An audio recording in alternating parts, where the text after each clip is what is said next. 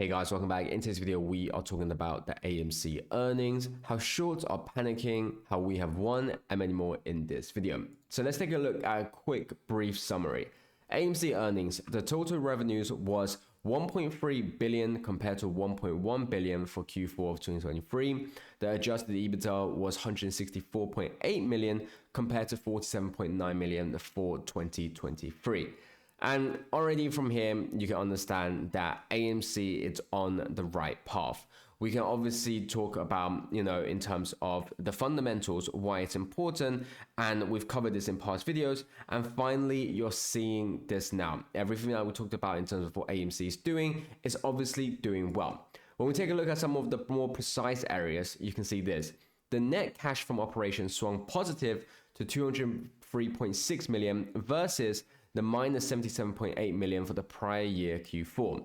And the free cash flow swung to a positive 113.9 million, another post-pandemic record from a prior year of negative 149.9 million.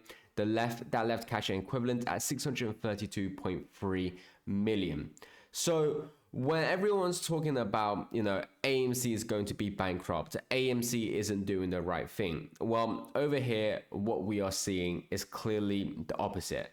We've talked about how AMC's management is obviously doing the best they can to bring AMC into a better place financially. And this is exactly what we are seeing them do. Now, remember that it's left them with cash equivalent at 632.3 million. So what that means is that not only have already done the right things for AMC to allow us to be at this state, but we still have a lot of cash available for future improvement. So what we're seeing right now, there's massive improvements that we've seen from 2023 going to 2024. We're only going to repeat that this year, but on a even higher scale, because this year we're not going to be losing money, but instead our cash flow is obviously going to be extremely healthy. That means that frees up even more cash to obviously grow AMC. Now, one of the things that we talked about in terms of AMC and the importance of its cash flow is by having a healthy cash flow, by going to that profitability, just like what Cinemark is doing with issuing out dividends, AMC will also be in that position. Now, of course, like I said, we still have a few, ways to go, but what we are already seeing now is the build up to not only the issue of dividends, but it's also AMC going to a even higher level. Now, this is obviously very important because AMC not going bankrupt is the ultimate goal for us, because the only way for shorts to get out of this situation is for either retail to sell every single position, which again, we said 99.9% impossible, because again, it is not likely to see anyone, or at least every single person, obviously sell their shares. And then the second way for them to get out is obviously for AMC to go bankrupt. Now, if we're seeing AMC to be at this current state financially, then we're obviously not going to be seeing any signs of bankruptcy. Another thing to take a look at, so like we talked about, revenue is a plus 18% year on year. Adjusted EBITDA is a 3.4 times year on year growth. Attendance, now here is where it's important. Attendance plus 20% year on year.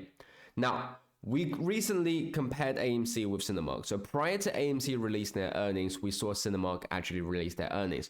What is different between AMC and Cinemark was that Cinemark actually saw a decline in their attendance. What we're seeing for AMC is an increase, not only an increase, but a 20% increase. And one of the biggest things that we talked about was how AMC is able to obviously make more money even if the box office were to not increase. Now, this obviously comes down to the point of what we're offering, of the business structures that we have.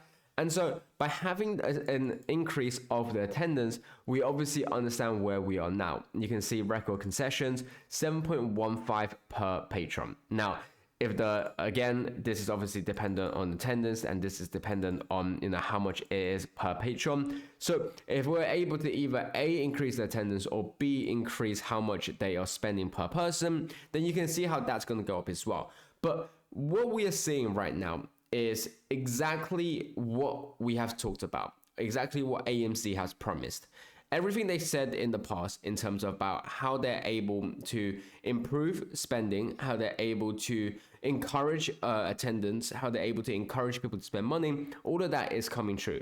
And you can see free cash flow positive, debt down 375 million. And this is what we talked about with the bullish momentum.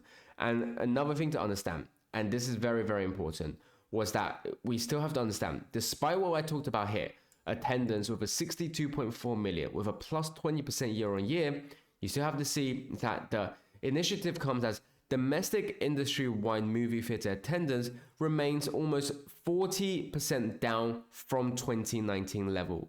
So what we are seeing right now is obviously, not only are we seeing the plus 20%, the attendance level can still go a lot higher. This isn't talking about AMC's attendance level down 40%. This is talking about domestic industry-wide movie theater attendance down 40%.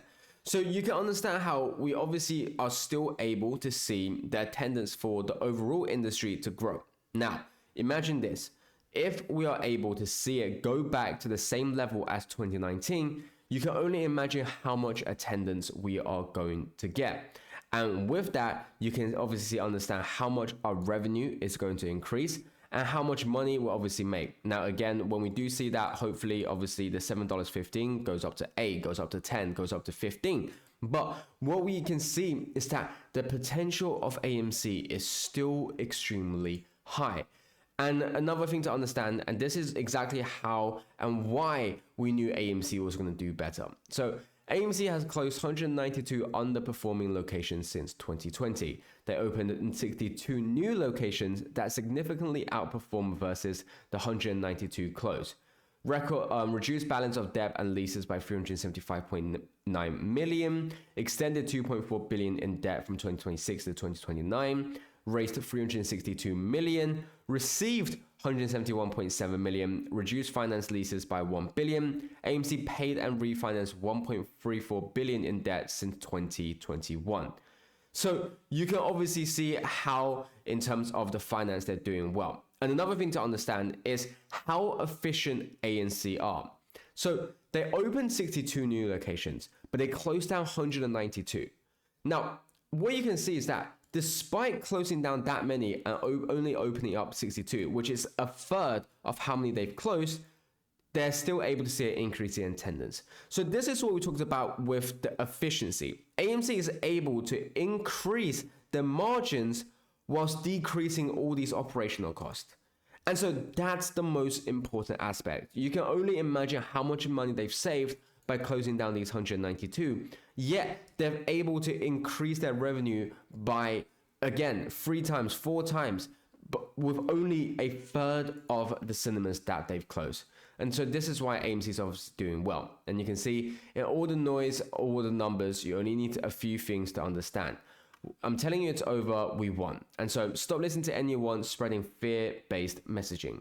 We've had 623 million as end of the year. Since then, Goldman Sachs gave us nearly 200 million.